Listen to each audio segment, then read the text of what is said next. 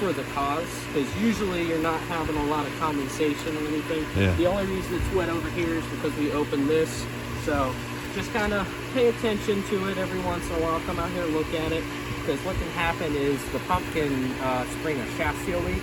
Okay. And you won't notice any leaks except for it'll just be wet around the base. So, and you want to take care of that as soon as possible. Otherwise, it can just tear up the motor. So, but that's not very common when that happens. The only time it will happen for sure, though, is if there's a bunch of air that gets in the pump. And going over that, always make sure that the level in the pool is half of the tile. Okay. The most common thing that I see is, it starts to evaporate and somebody doesn't catch it in enough time, and they've got their skimmer open all the way, and whenever the skimmer draws in all the water that's in there and it can't fill fast enough, it'll draw in a bunch of air.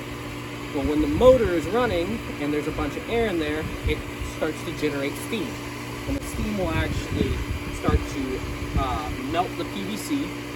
It'll burn up the shaft. So always, just when you're passing by, check on the water level, make sure it's half the tile line. It doesn't really evaporate that fast. It's pretty big pools, so you should be good on that. Also, if you guys go away for long extended periods of time, there are things like Autofills that you can set up. We sell them at the shop. You just set them on the side and, set the level, and anytime that it goes below level, the hose will kick on and just start. The MX6 does a really good job, right? No. Well, it gets stuck on the stairs. Yeah, it gets stuck. We have to rescue them like 5 times a day.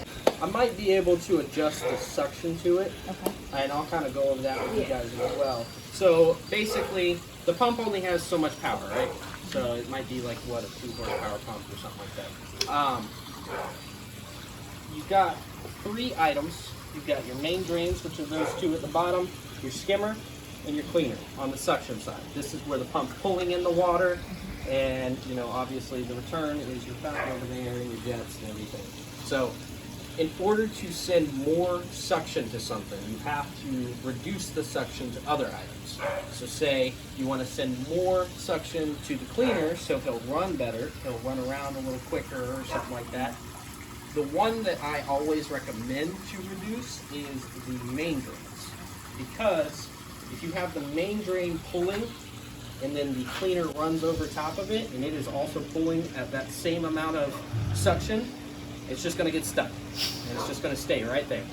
So usually I decrease the suction of the main drains and increase the suction of the cleaner, because basically it does the same thing that does. The reason we have the main drains is because we draw from the bottom of the pool, and the reason we have the skimmer is, 1, to clean the top of the water, and also to draw top water like rain or anything like that, and then it goes through the system and it mixes it together. Because you know how, if oil and water are separate, you need to mix it up in order for it to actually, become one. So that's the reason why we have the main drains and the skimmer and all that. As far as, y'all have any questions so far? How about the eyeballs? Do they have to be a certain way or anything, or it doesn't really matter which way they are? Usually what we recommend is that you want to send your water in one fluid motion all the way around. Do you have any eyeballs along this wall? You got Yeah, there's one there. There's one over there by the balls. One's over there. So that one sends it this way, sends it that way. That kind of kicks everything out.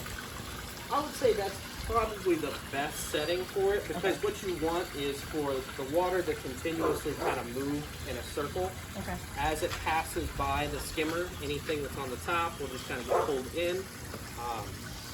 But yeah, I think that's the best for your system. It's not really a round pool, but it's going to flow pretty good. There's a filter sock.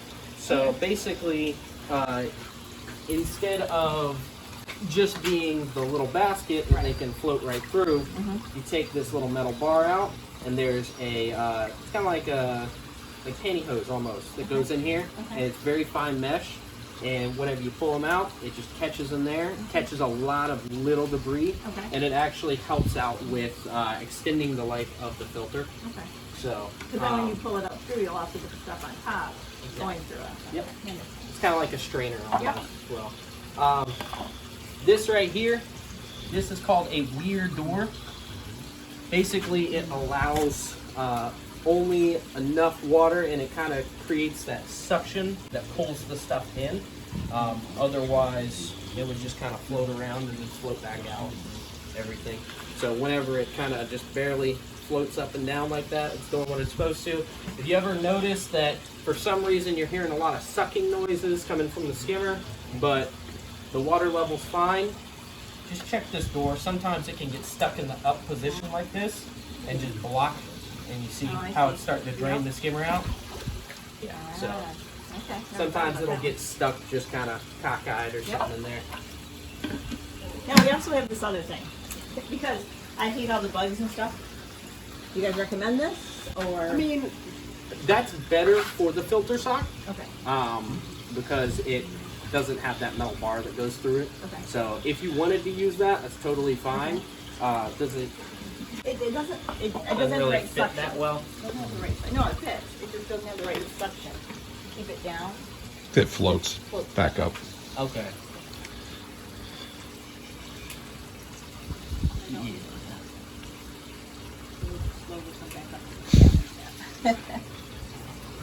Yeah. I don't know if it just didn't have enough suction. If that's why it was just.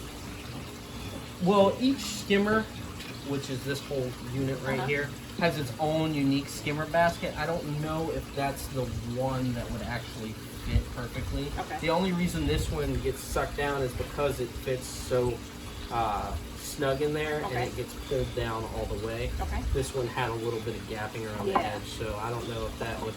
I'll have to look into it. Okay. But as far as any other questions or anything, How do we clean the lanai without poisoning the pool? so whenever we have cleaning guys, they use like a mixture of chlorine and just water, Okay. and they pressure wash. Okay. So we use but obviously chlorine. don't pressure wash too hard because you can rip a hole in the screen. So, Okay. but yeah, just chlorinated water. Because a lot of it's going to probably wash back into the pool. That's what I was worried about, Yeah. using soap or something. At that time, whenever you do like pressure wash and clean the lanai and everything, shock the pool. Use Okay. like liquid chlorine or something like that, because anything that goes in there, just throw a little bit of liquid chlorine in there, it'll kill it off. 'Cause Okay. a lot of the stuff that you're seeing up there is just algae. Yeah. Anyway. So that's what we fight in And then we pools would every just day. test it to see how much to shock it, or we just do a certain. Anytime you're gonna do anything like that, I would just do half a jug, maybe a full jug. Really, I would test it beforehand. Okay. Um, Because it's not going to hurt. It'll even itself out, right? Yeah. The levels and stuff. and usually when we recommend shocking pools, it's no swimming for 24 hours after that. Okay. So, because high doses of chlorine can irritate people's skin and stuff like that. After 24 hours, any amount of shock that is over normal kind of evaporates and does what it needs to do. So. That's another question. The deck. Do you guys actually have people that do this? I've been getting prices and stuff, but I was thinking maybe you guys might have somebody who does that. Needs to be resanded. Like redoing the deck. And Yeah. seal and whatever I you gotta do. believe we have somebody for Okay. that. I'll So you have just to call the shop and just make sure. I'll get you a card Okay. whenever we write up the ticket for the hour. Okay. But yeah, we'll get you like a cleaning service for the lanai and everything if you want that. And then we'll also, if I've got somebody for pavers, then Okay. I'll give you their number as well. All right. All right. Let's see in here. Is there anything else we need to know about the robot? I mean, as you can see, we've done different things just to keep him upright. Yeah. Maybe make him not get on the wall. So the only thing I notice is the the weight is a little high. Oh, okay. This right here, and were you noticing him falling over a lot? So, yeah, and sometimes stuff? he's like on his side. Yeah. Yeah, so the weight needs to be a little bit closer to the top. Okay. And that should keep him from falling over. Okay. I would watch him though, and possibly remove that. Yeah, Okay. that Yeah, was an that- experiment. that was Be just an drawing experiment. him up Okay. and kind of pulling him away from things. So he will climb up the wall, and like you saw, he'll just kind of kick off and fall Well, he back usually down. comes up and he stays up there for a second. And Well, that's if you send too much suction. You actually Okay. don't want to have him sit at the top and Okay. keep pulling in air, because then you'll introduce air into the system. yeah, that's what happens all the time. Yeah. Yeah. Yeah. So you kind of want to find the sweet So maybe spot the to weight where, helped that because now he's falling. Yeah, 'Cause now he he's didn't come all falling. the way up this time. Yeah. Which I thought was kind of weird because usually every time he goes up the wall, he goes right to the top. yeah, and he'll sit there until he Yep. just kind of floats Yep. back Yep. down. Until he changes where he wants to go. Yeah. So maybe that just did it. More questions? Anything else we have to do with the robot, like change or do or anything? Or Just, he's pretty much. If you notice that he's not moving, but the wheels are still spinning, take him into the shop for, inspections. We do, free inspections where we'll test him, make sure he's, doing what he's supposed to do. If there are any parts that need to be replaced, we'll give you a call, give you the price on them, we'll just replace them there for you. Usually the thing that wears out the most is the tracks. Okay. So. But it seems like it's a relatively new one, right? You guys just purchased him. No. They was he here was when we a got house. here. He was here? Yeah. Yeah. Well, we bought the house in July. Oh, okay. Yeah. Do you guys leave him in all the time? Yeah. Okay. Are we supposed Are we supposed to? Yeah, no, that's fine. Okay. I just want to make sure if you ever do decide to remove him just for the day or for some reason, make sure whenever you put the line back in that you don't leave any air out. Oh, Yeah. yeah. We Mm, broke it or- good. Yeah, Yeah. dip Okay. it under or anything. Also, if the pool's going to be running whenever you want to remove him, you remember the line that is the cleaner line itself.